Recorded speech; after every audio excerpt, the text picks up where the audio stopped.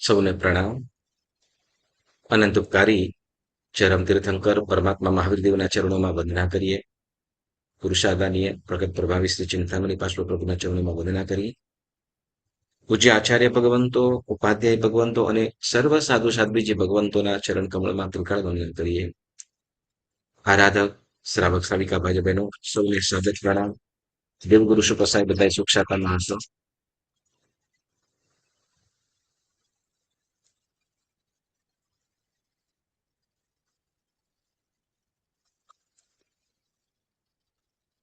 આપણે ખૂબ સુંદર મજાનો સ્વાધ્યાય સંકેતના 67 બોલની સજાયનો સ્વાધ્યાય કરી રહ્યા છીએ, જેમાં આપણે કયો અધિકાર કરી રહ્યા છે? 10મો અધિકાર, બરાબર ને? આ 10મા અધિકારની અંદર 6 પ્રકારના આગારની આપણે વાત કરી રહ્યા છીએ. આપણે જેમ કોઈ વ્રત પચખાન કરતા હોઈએ છીએ, આપણે પચખાન કરતા હોઈએ છીએ વ્રત નિયમ, કે જેમાં પચખાન ઉચ્ચરાવીએ છીએ. એકાશનો કરીએ, આઈમિલ કરીએ, ઉપવાસ કરીએ, છઠ કરીએ, અઠમ કરીએ કે અઠાઈ કરીએ વગેરે. તો એમાં જેમ એક દિવસ માટે, 2 દિવસ, જે પણ તપશ્ચર્યા, જ્યાં સુધી તપશ્ચર્યાઓ હોય, તો એ તપશ્ચર્યાની અંદર, એ તપની અંદર આપણાથી કદાચ કઈ બાય મિસ્ટેક થઈ જાય, અથવા ભૂલથી કંઈક કદાચ આહાર પાણીનો ત્યાગ કર્યો છે, પણ એમાં કઈ ન છૂટકે થઈ જાય, ભૂલથી થઈ જાય, કે કોઈ કારણસર કરવું પડે, તો કેટલીક કારણોની અંદર જે છૂટ રાખવામાં આવેલી છે, તો જેમ અનથનાભોગનમ, સહસાગારણમ, મહત્રાગારણમ, સ્વસ્મયત્યાગારણમ, કે પચ્છન કાલનમ, દિશામોહનમ, ઔટણપસારણમ, ગુરુપઠાણનમ, બરાબર. તો વગેરે જે આપણે જે પચખાણમાં બોલીએ છીએ, એને પણ શું કહેવાય છે? આગાર. કેટલીક અવસ્થાઓની અંદર ન છૂટકે થઈ જાય, તો કે તે વખતે એ પચખાણ અખંડ રહે, તો એ કદાચ દોષ ન લાગે, પરંતુ એ માફ થઈ જાય. તો એ પ્રમાણે આપણે અહીં પણ સમ્યક્ત્વમાં પણ આપણે ઘણી બધી વસ્તુઓનો ત્યાગ કરવાનો કીધો જ છે આપણને. ત્યાગ કરવું એ જ વધારે યોગ્ય છે, પરંતુ કોઈક વખતે એવા સંજોગ થઈ પડશે, બીજો સ્થળે સંજોગ થઈ પડે, સિચ્યુએશન એવી આવી પડે કે જેમાં બીજો કોઈ વિકલ્પ ન હોય, ઓપ્શન ન મળે, તો તે વખતે શું?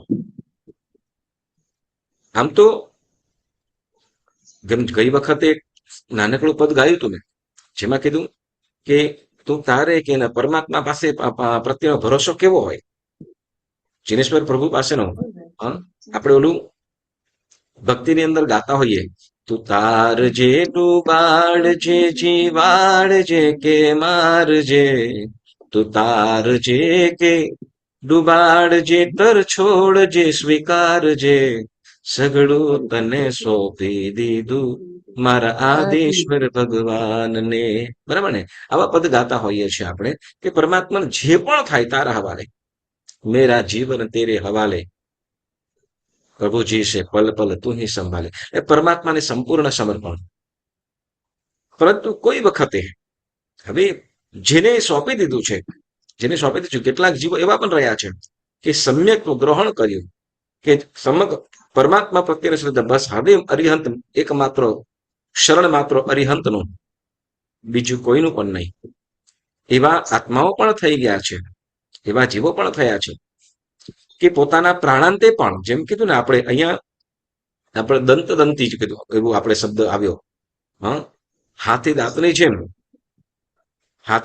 જેમ પોતાના નિયમની અંદર, કે વ્રતની અંદર, કે ધર્મની અંદર સ્થિર રહે છે. હાથી દાંત કેમ કીધા? ચાવવાના જુદા અને બતાવવાના જુદા, બરાબર ને?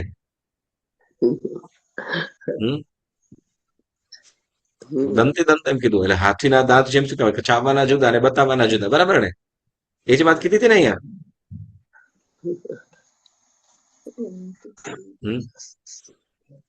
ભૂલી ગયા કે યાદ છે? હાથીના દાંતનું આપણે ઉદાહરણ યાદ છે, આપણે વાત કરી હતી ગઈ વખતે.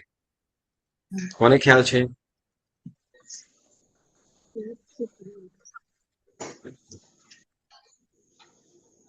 સજ્જન વ્યક્તિઓ, સજ્જન સત્વશાળી પુરુષો, કે સજ્જન પુરુષો શું? તો કે હાથીના દાંતની જેમ અડગ રહે છે. તો અડગ રહેવું મતલબ શું? એટલે ધારેલું હોય, એટલે પાછી પાની ના કરે. હમ. જેમ કે છે સજ્જન પુરુષો, જે સત્વશાળી પુરુષો, હા, સત્વશાળી પુરુષો કેવા છે? તો કે જેમ એક વખત હાથીના દાંત બારે આવ્યા પછી એ ક્યારે છુપાતા નથી. એ પછી હાથીના દાંત બારે જ રહે, એ પછી અંદર જાય નહીં. એક વખત હાથીના દાંત બારે નીકળ્યા, સોંડથી બારે આવ્યા પછી હાથ એ દાંત ક્યારે છુપાય નહીં. પછી ગમે તેવી પરિસ્થિતિ આવે, એ હાથીના દાંત ક્યારે પાછા અંદર ન જાય. બસ એ પ્રમાણે જે સુરાઓએ સુરાઓએ કે જે ઉત્તમ વ્યક્તિઓએ જે પ્રકારે વ્રત વગેરે ગ્રહણ, વ્રત નિયમ કે સમ્યક જીનેશ્વર પરમાત્માને સમર્પિત થયા, પ્રભુને સમર્પિત થયા, ત્યાર પછી તો ક્યારેય પણ પછી પાછા એ ધર્મને ત્યગે નહીં. પછી ગમે તેવી પરિસ્થિતિ આવી પડે, એ ધર્મને તો ન જ છોડે. બરાબર. પણ કેટલાક એમ કે દુર્જન એટલે કે સત્વહીના એ શું? તો કે ઉત્સાહથી, સાંભળજો, ઉત્સાહથી એ પોતે વ્રત પચખાનો નિયમ કે ધર્મ પણ જોડાઈ પણ જાય. બરાબર. પરંતુ કાચબાની ડોક જેવા થોડો પણ ખતરો દેખાય, કઈ વિકટ પરિસ્થિતિ આવે એટલે કાચબાની મુંડી ક્યાં જતી રહે? કાંઈ પણ એને ખતરો દેખાય એટલે કાચબાની મુંડી ક્યાં જતી રહે? પોતાની ડોક ક્યાં જતી રહે? ઢાલની અંદર જતી રહે. બરાબર ને? હા, બધું અનુકૂળતા હોય ત્યાં સુધી કરે, પણ જો કંઈક એ થાય તેવું તરત ડોકી અંદર લઈ રહે. બરાબર ને?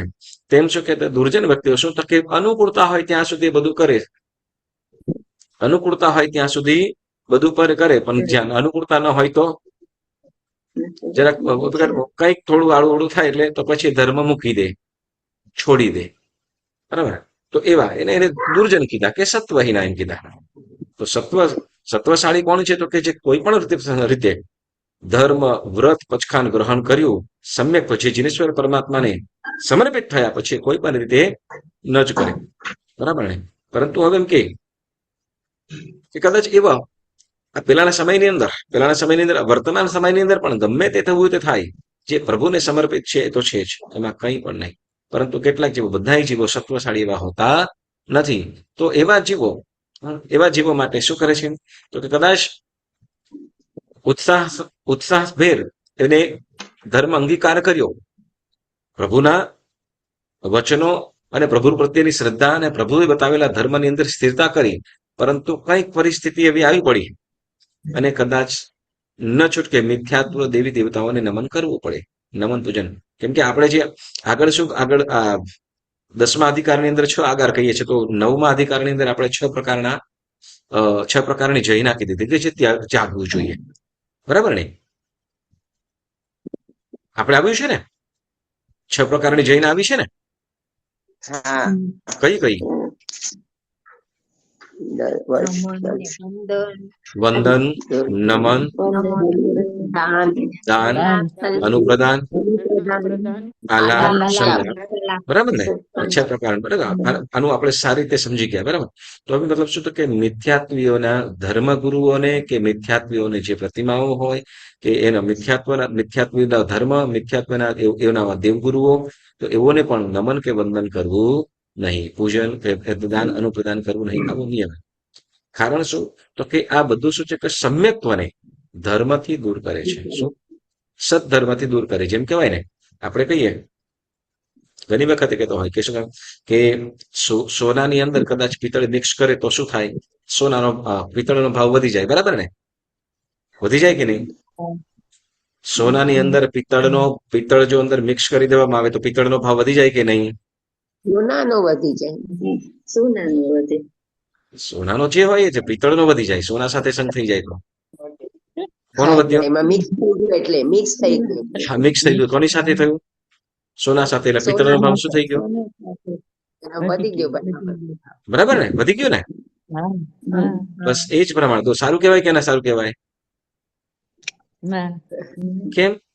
તમારા સાસુએ તમારા ઘરવાળાએ તમને સોનાનું એમ કરીને શું? તો કે 18 કેરેટનું તમને આપી દીધું કે 12 કેરેટનું, અડધું સોનું ને અડધું પિત્તળ કરીને આપી દીધું. ચાલે કે ના ચાલે? પ્યોર ના કહેવાય. નહીં, પ્યોર ના કહેવાય. મિક્સચર છે તો સોનાનું જ ને, સોનું જ ને.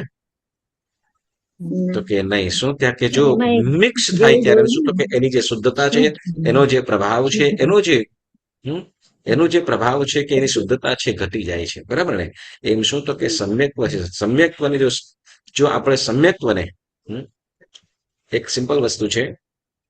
આપણે કદાચ ઓલું મોબાઈલની અંદર ક્રેડિટ નાખીએ, બરાબર, કૂપન હોય ને કે ડાયરેક્ટ ઓલું સ્ક્રેચ કરીને કરીએ, શું કહેવાય? કાર્ડ ઓલું કાર્ડ. બરાબર ને? કાર્ડ લઈને આપણે ફોનની અંદર નાખતા હોય, એમાં ખાલી લગભગ 14 આંકડા હોય, એમાંથી એક આંકડો ગડબડ થાય તો ચાલે ને? આવી જાય ને ક્રેડિટ? ના ચાલે. કેમ? અરે એમાં 13 આપણે સાચા નાખ્યા છે, એક જ ખાલી ખોટો છે. તોય ન ચાલે. બરાબર ને? તોય ન ચાલે. બરાબર. કારણ શું? જે પ્રમાણે છે એ પ્રમાણે કરીશું તો જ એનું બેલેન્સ આવશે. બરાબર ને? હવે જો આની અંદર ટેકનોલોજી, તો હવે જે મોક્ષમાં જવા માટે, જે આત્માની જે શુદ્ધિ માટે જે સમ્યક્ત્વની કે ધર્મની જે પ્રમાણે આવશ્યકતા છે, એ તો આપણને જોશે જ.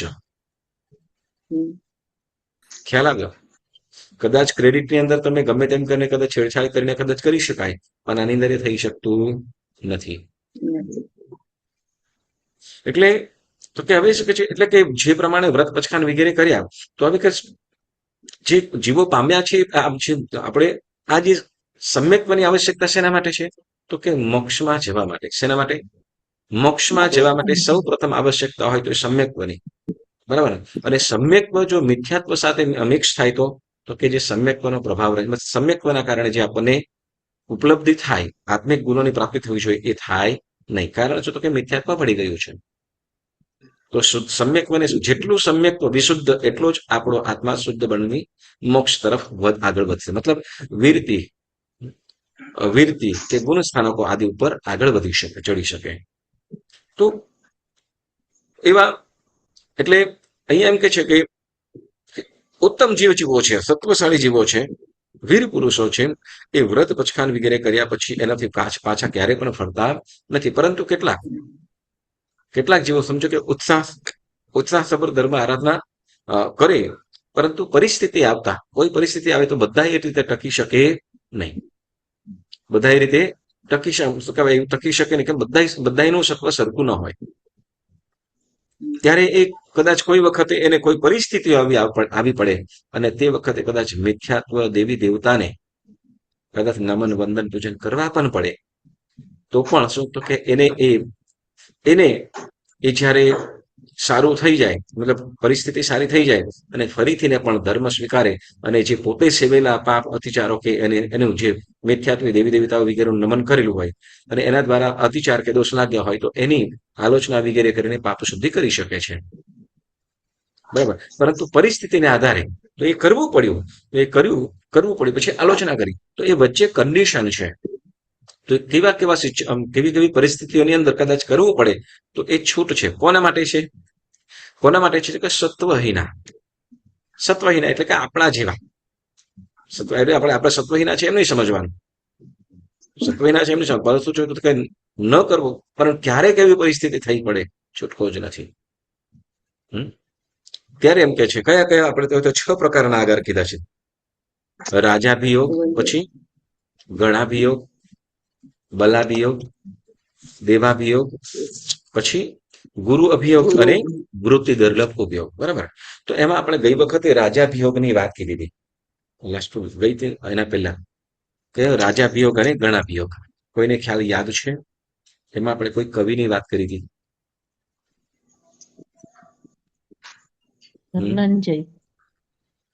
ધનંજય કવિ, ભોજરાજા વખતના. ચાલો, જયારે આ વાત આવી છે ને, જો સપ્તસાડી આપણે જેમાં એને જે કર્યું, બરાબર, એ તો પોતાને એક કવિ હતા, પંડિત હતા, વિદ્વાન હતા. કેવી રીતે કરવું એની પાસે બુદ્ધિ હતી. બરાબર, બુદ્ધિ હતી, અને એને કર્યું. પરંતુ એને યુક્તિ પ્રયુક્તિથી અંતે તો ત્યાં ગયા, મિથ્યાત્વી દેવી દેવતાઓના એ શિવાલયમાં કે અંદર ત્યાં ગયા. પણ અહીંયા છેલ્લે સેવા પૂજા તો ક્યાં કરી? તો કે વિતરાગદેવની છે. ત્યાં એને દોષ નથી લાગ્યો, પરંતુ એ લોકોના કારણે નથી જવાનું, જેનો ત્યાગ કર્યો છે, પણ ત્યાં પણ એને જવું પડ્યું, અને એ ક્ષેત્રની અંદર જવું પડ્યું. બરાબર. તો ત્યાં એને ત્યાં દોષ નથી. કારણ શું કે એને તો વિતરાગ દેવતાની જ પૂજા કરી. ચાલો તો હવે એમ છે સત્વશાળી પુરુષો કેવું કરે છે. સત્વશાળી પુરુષો એના વિચારો અને કેવા તત્પર રહે છે એની આપણે વાત કરીએ. બરાબર. એ જ ભોજ રાજા આપણે આ જે ભક્તામર સ્તોત્રની રચના થઈ એ જ, અને આ આપણે ગઈ વખતે જે વાત કરી એ જ એની જ અંદર એક ધનપાલ કવિ આપણે એક સ્તુતિ આપણે આદિનાથ ભગવાનની સ્તુતિ કરવામાં આવેલી છે, જે ધર્મ ધુરંધર સુરીજી મહારાજ સાહેબે પણ ભાષાંતર કર્યું કે એમણે જે આ ઋષભદેવ પરમાત્માની જે મોટું કાવ્ય પાઠ કર્યો, બરાબર. તો એમાં ધનપાલ કવિ દ્વારા આપણે એક આ ધનપાલ કવિએ પ્રાકૃત ભાષાની અંદર રચના કરી હતી. એ જે એક સ્તુતિ આપણે ગઈએ, આપણે મેરુ તિરસના તો આપણે ચોક્કસ અચૂક ગાતા હોઈએ. એમાં એક લગભગ કેટલા 34 જેટલી સ્તુતિ છે. જે જન્મ સમયે મેરુગીરની સ્વર્ણ રંગી ટોચ પર લઈ જઈ તમોને દેવને દાનવ ઘનો ભાવે સભર ક્રોડો કનક કલશાવળે કરતા મહા અભિષેક ને ત્યારે તમોને જેમને જોયા હશે તે ધન્ય છે. બરાબર. તો આ એનું ગુજરાત એ જે ધનપાલ કવિ દ્વારા રચવામાં આવેલું એક કાવ્ય મહાકાવ્ય એમને ગુજરાતીની અંદર ભાષાંતર કરેલું છે કોઈ આચાર્ય ભગવંતે. પ્રદ્યુમ્ન સુરીજી મહારાજ સાહેબ કે ધર્મ ધુરંધર સુરીજી મહારાજ સાહેબે, ધુરંધર વિજયજીએ. તો હવે એ ધનપાલ કવિ દ્વારા એ પહેલા તો એ સાબિત કહેવાય કે એવી અવસ્થાની અંદર મિથ્યાત્વ અવસ્થા જેવી હતી. પહેલા જૈન ધર્મને પામેલા હતા, અને પછી વળી થઈ ગયું એવું કે એવા આડા રસ્તે ચડી ગયા અને વળી પાછા ફરીથી પણ એ પોતે જૈન ધર્મ પામ્યા. જૈન ધર્મ પામ્યા પછી સાંભળજો, જૈન ધર્મ પામ્યા પછી આદિનાથ પ્રભુના એવા પરમ ભક્ત થયા, અને એમને એક મહાકાવ્યને જેને ઋષભની શોભા, કે ઋષભ પરમાત્મા ઋષભદેવનું મોટી એવી કથા લખી. એવું અદ્ભુત વર્ણન કેવા કે ભરતનો ભાવ અને ઋષભદેવ જેવા પ્રભુ, ઋષભ જેવા પ્રભુ અને ભરત જેવા રાજા, એમ કરીને એનું મોટું એક ગ્રંથની રચના કરી. ગ્રંથની રચના કરી અને ગ્રંથની રચના કરતા સાંભળ્યું, એ ગ્રંથની રચના પૂર્ણ થઈ અને એની જે પ્રશંસા, એની પ્રશંસા ચારે તરફ થઈ. અને જ્યારે એ ગ્રંથ અને એ કથા રાજાને વાંચવાની ઈચ્છા થઈ, અને ખરેખર રાજાએ વાંચી, એની એ કથા રાજાએ વાંચી. હવે એની હજી પબ્લિકની અંદર જાહેર કરે એના પહેલા રાજાએ એને કીધું કે ભોજ રાજાએ કીધું આ પણ ધારાનગરીની જ વાત, જ્યાં ભક્તામર સ્તોત્ર કે ધનંજય કવિની વાત કીધી એ જ, એની જ આ નગરની વાત, કે એ કથાની અંદર ઓલા ભોજ રાજા કહે છે કે તમે આટલું અદ્ભુત તમે આ જે વાર્તા જે કથા લખી છે ખરેખર ખૂબ રસપ્રદ છે, બધા લોકોને ગમી જશે.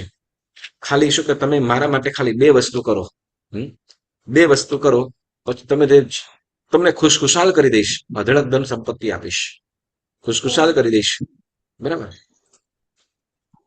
ખાલી 2 સુધારા કરો. શું કીધું? 2 સુધારા. કયા સુધારા હશે? તો કે ભોજ શું કહેવાય, જે ઋષભ છે, ઋષભદેવ છે, ઋષભદેવની જગ્યાએ તમે મહાદેવ કરો, અને ભરતની જગ્યાએ ભોજ કરો. ભરત રાજાની જગ્યાએ શું કરો? ભોજ રાજા કરો. અને ઋષભની જગ્યાએ, ઋષભ દેવ તો છે જ, ઋષભની જગ્યાએ માત્ર મહા કરો. એટલે મહાદેવ જેવા કોઈ ભગવાન નથી, અને ભોજ રાજા જેવા કોઈ રાજા નથી. હવે વિચાર કરો કે ત્યાં આ ભોજ રાજાએ એને કીધું ખૂબ તને ધન આપીશ, તારું જીવન શું કહેવાય, તારી અનેક પેઢીઓ એને ગરીબી ન રહે, એને ધન કમાવાની જરૂર ન પડે, ધન કમાવાની જરૂર ન પડે, બસ આ પ્રમાણે કીધું. બોલો શું કરે? હવે કીધું કે જો ન કરીશ, જો આમ ન કરે તો શું? તો કે તને મૃત્યુ ફાંસી ચડાવી દઈશ, કાં તો હાથીના પગ નીચે ચગદાવીને ખતમ કરી નાખીશ. બોલો, હવે બે વસ્તુ થઈ છે. એક બાજુ અઢળક ધન સંપત્તિ મળે એમ છે, નગરની અંદર, લોકની અંદર, પ્રજાની અંદર, દેશ વિદેશની અંદર વાહવાહી થાય એમ છે. માત્ર બે વસ્તુ બે વસ્તુ બદલવાની છે. બરાબર, બે શબ્દ બદલવાના છે ગ્રંથની અંદર, બસ. અને કદાચ ન કરે તો સામે મૃત્યુ ઊભું છે. શું થાય બોલો? શું કરે? જ્યારે કીધું કે શું તો કે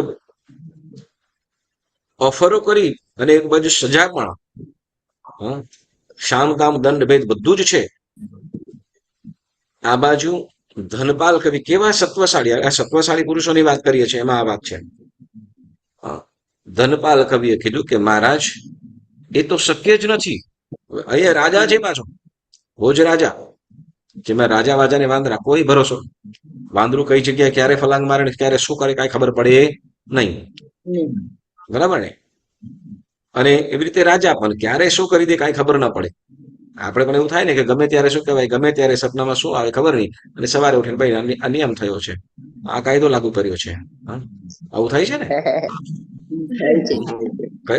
ટેક્સની અંદર ક્યારે વધી જાય, ક્યારે શું થઈ જાય ખબર નહીં. તો બસ એ પ્રમાણે. અને એમાં પાછા ટ્રમ્પ સાહેબ જેવા હોય તો કંઈક અલગ જ. ચાલો, મૂળ વાત આપણે કરીએ. હા, એ કે છે અહીંયા રાજા વિયોગની અંદર વાત કરીએ છીએ. હવે જયારે વાત કીધી અહીંયા ધનપાલ કવિને કે છે બે શબ્દ સુધારી નાખો નહીં તો મૃત્યુને, બે શબ્દ સુધારી નાખો તમને અઢળક સંપત્તિ મળશે, ન સુધારો તો મોતને ભેટવા માટે તૈયાર થઈ જાઓ. ધનપાલ કવિ કહી દીધું કે મહારાજ શક્ય જ નથી. કારણ તો કે ક્યાં દેવ ઋષભ, ક્યાં દેવ ઋષભ જે વિતરાગી છે, સંપૂર્ણ જ્ઞાની છે, નિષ્કામી છે, નિષ્પરિગ્રહી છે, પરોપકારી છે, નિષ્કામી છે, નિષ્પરિગ્રહી છે, અને સર્વ ગુણોના સ્વામી છે, સર્વ દોષોને જેને દૂર કરી દીધા છે એવા ઋષભ ક્યાં અને ક્યાં મહાદેવ કે જે કામથી યુક્ત છે, કસાયોથી યુક્ત છે, સંપૂર્ણ શું કહેવાય અજ્ઞાનતા પર જેનામાં રહેલી છે, અજ્ઞાનતા પણ જેનામાં રહેલી છે, કસાયોથી યુક્ત છે અને કામભોગથી યુક્ત છે, ક્યાં એ મહાદેવ અને ક્યાં ઋષભદેવ? બંનેનો ક્યાંય મેળ ખાતો જ નથી, અરસપરસ પણ નથી. વળી ક્યાં સંયમના અભિલાષી એવા ભરત, છ ખંડનું આધિપત્ય હોવા છતાં પણ જેને આત્મભાવની અંદર જે રમી રહ્યા છે, જે પોતાના સર્વ સંતાનોને જે સંયમના માર્ગે વાળે, એટલે સંયમના અનુરાગી, જેમાં તો સંયમના અનુરાગી, વિતરાગના આરાધક અને જે ત્યાગી, રાજપાટની અંદર રહેવા છતાં પણ જે ભાવથી સાવ ત્યાગી છે, એવા ક્યાં ભરત મહારાજાના, ક્યાં ભાવુક એવા ધર્મ ભાવવાળા એવા ક્યાં ભરત મહારાજા, અને ક્યાં જે લોભી, લાલચુ અને શું કપટી કે માયાવી કે યશના અભિલાષી એવા જે કપટથી યુક્ત, કસાયોથી યુક્ત અને રાજલોભના લાલચુ એવા ક્યાં ભોજ? બંને ક્યાંય મેળ ખાતો નથી, શક્ય જ નથી, આ ન થાય. જ્યારે પોતાની સામે આવું નિડરપણે આવા જયારે વચન બોલી જાય, જેને ધન સંપત્તિને આકર્ષણ ન થયું, મૃત્યુનો ડર નથી, અને રાજાને સડસડાટ કહી દે, હવે આ શું થાય? હવે રાજા શું કરે કે આને અત્યારે ને અત્યારે શું કરો? પબ્લિક, જાહેર જનતાની અંદર, આખી જનતાને શું કહેવાય, આખી જાહેર જનતાને ભેગી કરો અને એને એ મેદાનની અંદર લાવી દો અને હાથીના પગ નીચે એને જગદીને ખતમ કરી નાખો. ભોજ રાજાએ હુકમ કરી દીધો. ખરેખર આ બાજુ પણ છતાં પણ ધનપાલ કવિ તો કેવા સત્વશાળી કે માત્ર કે કદાચ હું મારું પ્રાણ પણ જાય, સાથે મૃત્યુ હશે તો પણ સ્મરણ તો આદિનાથનું જ રહેશે, એ ઋષભદેવનું જ રહેશે. અને ઋષભનું નામ લેતા કદાચ મારું પ્રાણ મારો પરલોકની અંદર જાય તો પણ મને કઈ વાંધો નથી. એને હાથીના પગ નીચે ચગદાઈને મરણને શરણ થવું મંજૂર છે, પણ જે ભરતની જગ્યાએ ભોજ કે ઋષભની જગ્યાએ મહા નહીં જ થાય. હાથીઓ પણ લાવી દીધા. સાંભળજો, માત્ર ત્યાં છૂટી નથી જતું, મેદાનની અંદર લોકો જોઈ રહ્યા છે અને મેદાનની અંદર ઉભા રાખી દીધા છે, બાંધીને ઉભા રાખી દીધા છે. અને હાથીઓને ટ્રેન કરેલા હોય, હાથીઓને ટ્રેન કરેલા હોય કે શું સૂંઢે પકડીને ઉપર પછાડી નીચે પછાડે અને હા બે પગ મૂકી દે, એક પગ મૂકી દે એટલે ચટણી થઈ જાય. હાથીઓ પણ ખરેખર 2-3 હાથીઓ પણ લાવી દીધા અને ધીમે ધીમે શું કે હાથીઓ પણ એ તરફ આવી રહ્યા છે, બંધનમાં છે. સામે મૃત્યુ છે છતાં પણ જેના મુખ ઉપર પ્રસન્નતા છે, ઋષભનું સ્મરણ છે અને પ્રસન્નતા છે, ડરનું ડર હા લવલેશ માત્ર પણ નથી. એવા જ્યારે મૃત્યુ સાવ હાથીઓ પણ સાથે નજીક આવી ગયા પણ તે વખતે કોઈ બુદ્ધિયુક્ત બુદ્ધિશાળી મંત્રીએ કીધું કે આવા કવિવરો આપણા રાજપાટની અંદર રાજની શોભા છે, ઘણું મોટા કાર્યો છે, તો કદાચ કથા ન થાય પરંતુ અપયશ શા માટે લેવું. અને તે વખતે એ ધનપાલ કવિને સાંભળો, ધનપાલ કવિને જીવતદાન આપ્યું, પણ ધનપાલ કવિ કદાચ ગામ નગર બહાર પણ કર્યા કદાચ અને પછી પાછા પણ તેડાવ્યા, માન સભેર એને પાછા પણ તેડાવ્યા. તો મૂળ વસ્તુ આપણે કહીએ કે રાજાની સમક્ષ પણ ઝૂકવાનું પસંદ ન જ કર્યું, મૃત્યુને શરણ થવું પસંદ કર્યું પણ ઝૂક્યા તો નહીં જ. તો આવા સત્વશાળી પુરુષો પણ રહ્યા છે, એવા સત્વશાળી પુરુષો પણ રહ્યા છે. તો એવા એ રાજાભિયોગ, બરાબર, એને આ શું કહેવાય કે એ રાજાઓ ગમે તે કરે પણ અહીંયા રાજાભિયોગનો મતલબ શું કે આવું દરેક વ્યક્તિ આવું નથી કરી શકતા. દરેક વ્યક્તિઓ આવું સત્વ સહિત સામે ઉભા રહી શકતા નથી. તમને પુણ્યશાળીઓ આજે રાજાભિયોગની વાત કરીએ તો બંગાળની અંદર બાંગ્લાદેશની અંદર કે અન્યની અંદર પણ કેટલાય મુસ્લિમ આક્રાંતાઓ જે રાજાઓ આવ્યા અને જે ધર્મને દેરાસરો ઉપાશ્રયો વગેરેને જે ખંડન કર્યા અને તે વખતે તલવારની નોક પર ઘણા બધા લોકોને શું કર્યું છે તો કે જૈનોને પણ જે લોકો શરણ નથી થયા, જે લોકોએ ધર્મ નથી સ્વીકાર્યો એને ખતમ કરી નાખ્યા છે. મતલબ જે લોકોએ માત્ર શરણ મતલબ કે એમનો ધર્મ સ્વીકાર્યો, મતલબ શું કે જે એ લોકોનો જે ધર્મ મુસ્લિમ લોકો છે કે પછી ક્રિશ્ચન લોકો છે એ લોકોના શું ધર્મને માન્યો તો એ લોકોને જીવિત રાખ્યા. તો અત્યારે જેમ બંગાળની અંદર જે સરાક જાતિ કહેવામાં આવે, કદાચ તમને ખ્યાલ હશે, બંગાળની અંદર સરાક જાતિ, આપણે સમેત શિખરજી જઈએ છીએ ઝારખંડ સમેત શિખરજી, તો એ બાજુ જે સરાક જાતિ એ એમ કહેવાય પહેલા શ્રાવક કહેવાતા. પ્રભુ વીરના સમયની અંદર પાટલીપુત્ર આદિ એટલે 1000 વર્ષ પહેલા જોઈએ તો એ બધા શું શ્રાવક કહેવાતા. શું શ્રાવક? અને શ્રાવક એટલે શ્રાવક કોણ તો કે જીનેશ્વર પરમાત્માના અનુયાયી, જીનેન્દ્ર ભક્તિ વાળા, બરાબર ને. પરંતુ શ્રાવકમાંથી ધીમે ધીમે અપભ્રંશ તથા એ આખી સરાક જાતિ તરીકે એને ઓળખવામાં આવે. જ્યારે આ શાસ્ત્રોના ઉલ્લેખની અંદર અત્યારે એક ખૂબ અનુમોદના કરીએ, પ્રશંસા કરીએ અને તમે જો સહયોગ કરી શકો તો ચોક્કસ કરજો. આપણે વર્તમાન સમયની અંદર પણ આ સમિત શિખરજી છે બંગાળની અંદર ઘણા બધા ક્ષેત્રોની અંદર, ગામોની અંદર, મુંબઈના જે સંકેત ગ્રુપ છે, એલેટ ગ્રુપ છે, અમદાવાદથી એ ગામોની અંદર જાય અને ફરીથી પણ એ લોકોને જૈન ધર્મ તરફ વાળવાના પ્રયત્નો કરે. એટલે નિસ્વાર્થ ભાવે જાય, કોઈ પણ પ્રકારનો એક પણ પૈસો લીધા વગર પોતાનો સ્વભાવ છે. કારણ શું તો કે એ જે ધર્મ તે સમયની અંદર કઈ પરિસ્થિતિ કે સિચ્યુએશન આવી તે વખતે એ લોકોને કદાચ ધર્મ છોડવો પડ્યો અથવા ધર્મ પરિવર્તન કરવાનું થયું પણ ફરીથી હવે એ લોકોને ધર્મમાં સ્થિર કરવાનું કાર્ય ચાલે છે. તો એ એવા પરિસ્થિતિ જેમાં આપણે રાજાભિયોગ કહીએ અથવા ગણાભિયોગ કહીએ, જેમાં રાજાભિયોગ પણ આવી જાય. વળી આપણે આ પ્રમાણે કહીએ કે ગોવાની અંદર ગોવા બરાબર ને, ગોવાની અંદર એમ કે છે કે કેટલાય હિન્દુઓ અને એમાં એમ કે છે 30 લાખ કરતા વધારે જૈનોને ત્યાં ખતમ કર્યા છે. હજારો જૈનોને જે ધર્મ નથી સ્વીકાર્યો એને ખતમ કર્યા છે. જે ધર્મ મતલબ ત્યાં ક્રિશ્ચિયન થયા કે અને બીજું શું કહેવાય કે પોર્ટુગલ કઈ કહેવાય ને, એ લોકોનો તો એવું કઈ એ લોકોનો કઈ ધર્મ હશે તો એ ધર્મને કરતા કર્યા. બરાબર, તો એ પરિસ્થિતિ પ્રમાણે, સિચ્યુએશન પ્રમાણે તે વખતે એ કર્યું. કેમ કે સત્વશાળી છે એ હસતા મોતને પણ ભેટી લે, મોતને ભેટવા માટે પણ તૈયાર થાય. પછી જે થવું હોય એ થાય.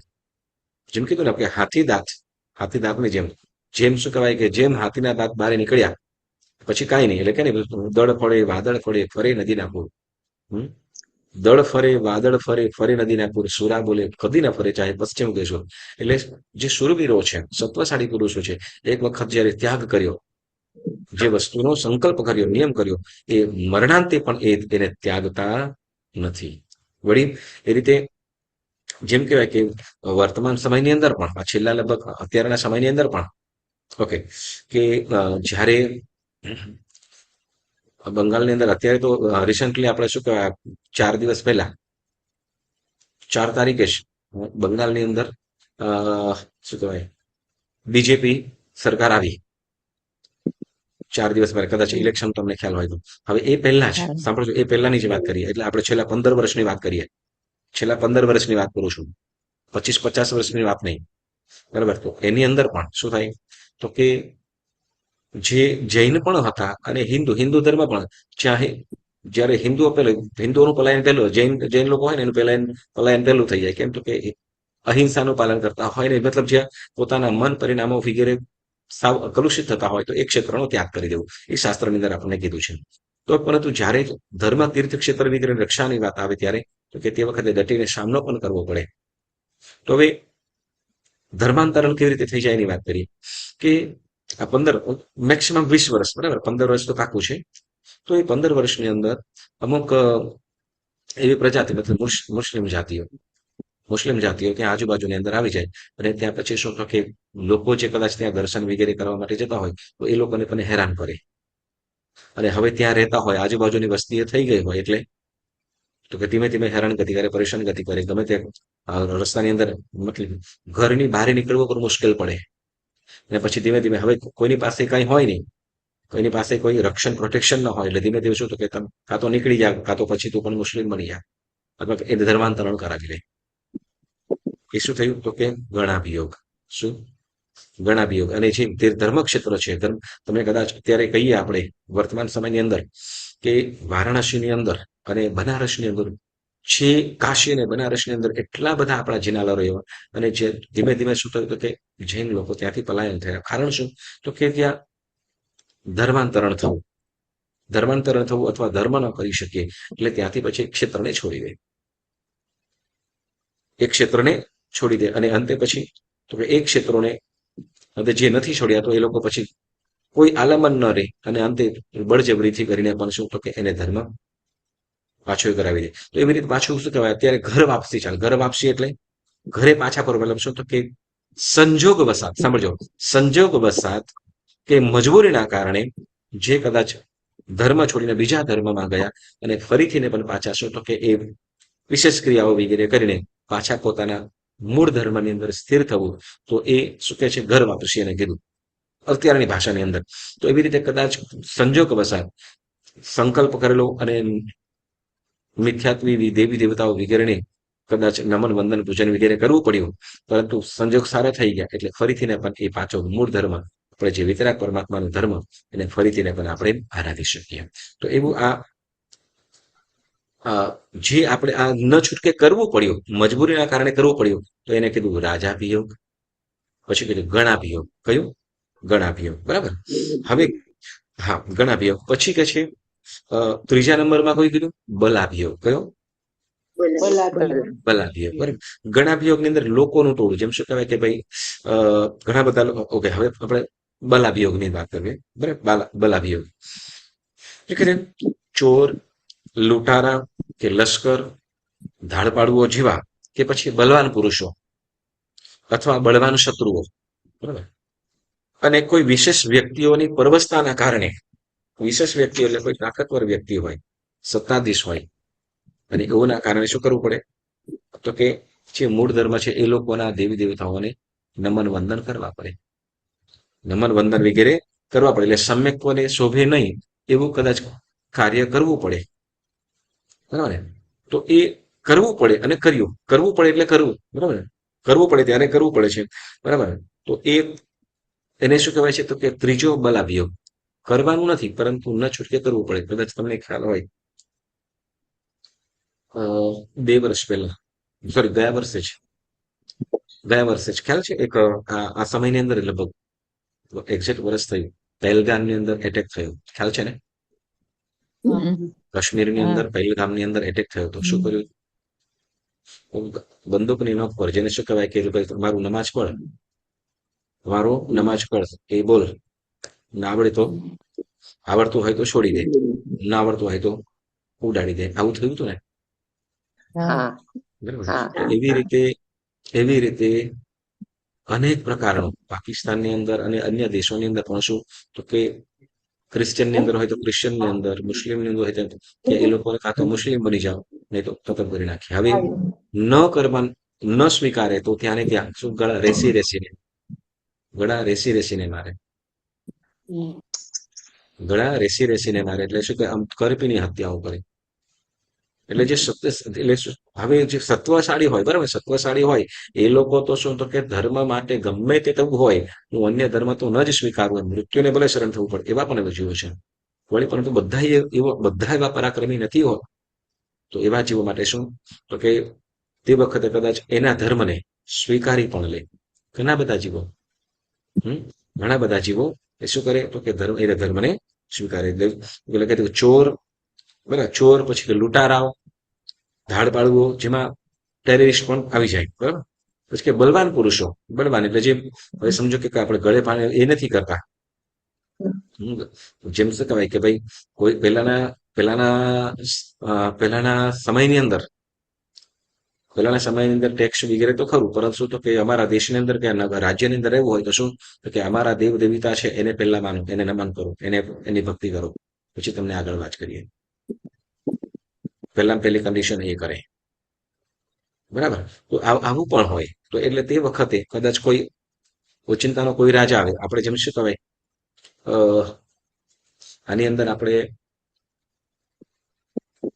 ઓલી પણ વાત આવી હતી, પણ તો કે નમુચી પ્રધાનની વાત, બરાબર ને, નમુચી પ્રધાનની પણ વાત આવી, ખ્યાલ છે ને, કે બધા સાધુ ભગવંતોને કાં તો શું, તો કે તમે અમારા ધર્મની અંદર આવી જાઓ, કાં તો અમારો આદેશ, મારા રાજ્યમાંથી નીકળી જાઓ. સાધુઓ પ્રત્યે દ્વેષ ભાવના કારણે, બરાબર, સાધુઓને દ્વેષ ભાવના કારણે સાધુ ભગવંતો વિચાર કર્યું કે અમે તો જઈ શકીએ નહીં, પરંતુ આ બાજુ તો થઈ ગયો. હવે બીજા લોકો પણ તે વખતે પરવશ, હવે બીજા શ્રાવક શ્રાવિકા વગેરે છે એને કદાચ કહેશું તો કે અમે અત્યારે રાજા છું, હું કહું એ તમારે કરવાનું, ન કરો તો સૈનિકોને તાબે કરી દે, સૈનિકોને હવાલે કરીને કદાચ મૃત્યુ પણ આપે, એને ગમે તેવી સજા કરે, બરાબર.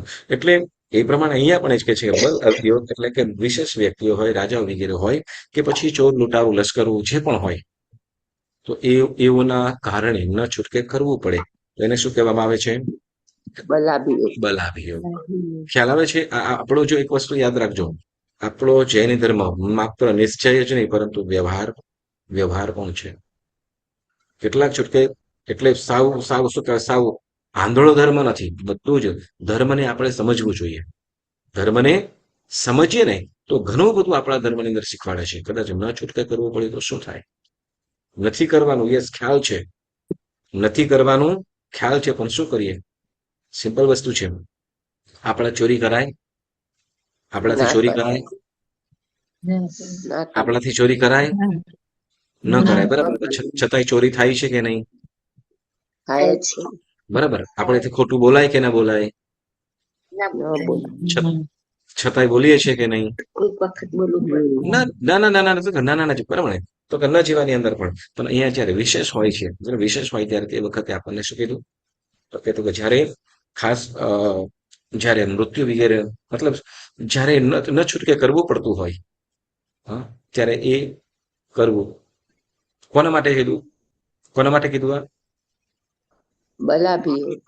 નહીં, બલાદીઓ ખરું, પણ કોને, તો કે જે સત્વહીના છે, એટલે જે વ્રતથી જ કે નિયમથી જે, મતલબ એકદમ અડગ નથી એવા, જે અડગ નથી એવા જીવો માટે, બરાબર. અને ત્યાર પછી પુણ્યશાળીઓ ચોથું કે છે દેવાભિયોગ. કયો? ચોથો અભિયોગ કયો કહેવામાં આવે છે? દેવ. જો પહેલો કયો અભિયોગ? પહેલો અભિયોગ કયો? રાજાભિયોગ. રાજાભિયોગ. રાજાભિયોગ એટલે શું? રાજા રાજાની આજ્ઞાના કારણે કરવું પડતું હોય, બરાબર. રાજાની આજ્ઞાના કારણે કરવું પડતું હોય. પછી બીજું ગણ અભિયોગ.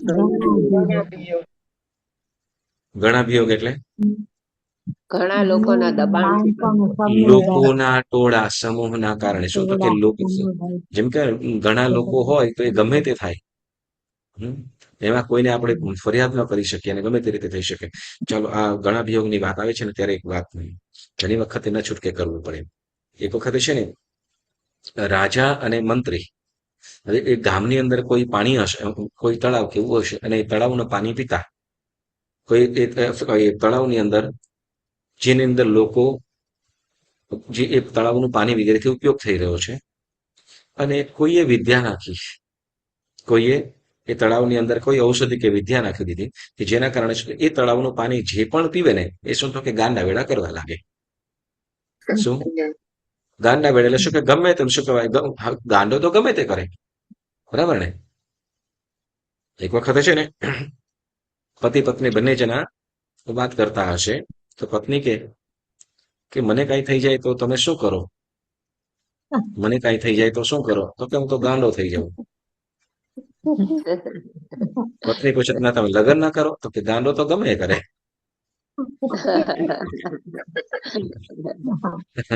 ચાલો હવે મૂળ વસ્તુ આપણે હાસ્ય પંક્તિ, આની સાથે આપણે કોઈ લેવા દેવા નથી. આપણે મૂળ વસ્તુ કે એ ઔષધ એટલે કઈ ઔષધિ કોઈ કઈ દેવ દ્વારા કે કોઈ પાણીની અંદર કોઈ એવું વિદ્યા કરી કે એ પાણી જે પણ પીવે, જે પાણી જે પણ જોડે ગાંડા વેડા કરવા લાગે, ગાંડા વેડા કરવા લાગે. હવે તે વખતે બનેલું કે નગરનો રાજા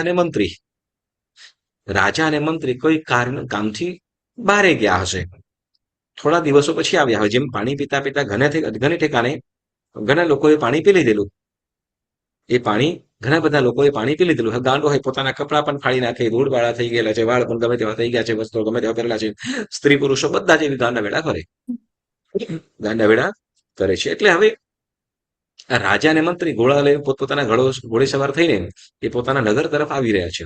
હવે જુએ તો નગરના બધા લોકો એવા થઈ ગયા છે. અને પાછું હવે હવે થયું શું, થયું શું, આ લોકો કેમ આ ગાંડા વેડા કરે છે બધું. રાજાએ એ લોકોએ નક્કી કર્યું છે, નક્કી આ ગાંડા વેડા કરવા પાછળનું કંઈક તો કારણ હોવું જોઈએ, પણ કારણ શોધવું પડે. શું કરીશું?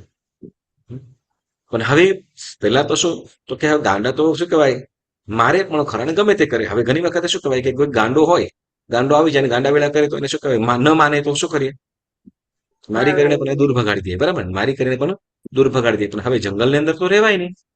હવે રાજા અને જે મંત્રી હતા ને, રાજા અને મંત્રી આ બંને જણ પણ શું કર્યું તો કે એ ગાંડાઓની સાથે હવે આપણું જ નગર છે, આપણા જ બધા માણસો છે, હવે એને યુક્તિ પ્રયુક્તિ એને સારા તો એમનું સમજણ બુદ્ધિ તો પાછી લાવવી પડશે ને.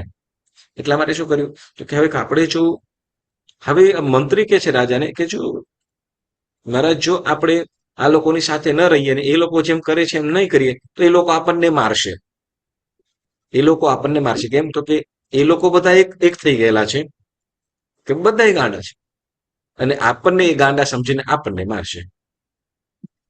હવે જો આમનાથી બચવું હોય તો શું કરવું પડશે તો કે આપણે પણ ગાંડા બની આ કરે છે એમ કરવું પડશે. ભળી જવાનું. આપણે પણ શું કરવું પડશે તો કે આ લોકોની સાથે ભળીને આપણા કપડા હાથે જ ફાડીને માથા વગેરે જતન વિખેર કરીને આપણે ધૂળવાળા વગેરે થઈને આ ગાંડા એ લોકો કરે છે એ રીતે કરીશું તો એ લોકોની સાથે ભળીને રહેવાશે. અને બંને જણ સારા છે પરંતુ લોકો કેવા છે ગાંડા. ત્યાં બાકીના બધા ગાંડા છે. હવે એ લોકોને જો સમજાવી ક્યારે શકાય કે જો એ લોકોની શેનાથી આ થયું છે ખ્યાલ આવે પણ ત્યાં સુધી આપણને ઠેકાણે તો રહેવા જોઈએ ને, આપણે જીવતા તો રહેવા જોઈએ ને. એટલે તે રાજા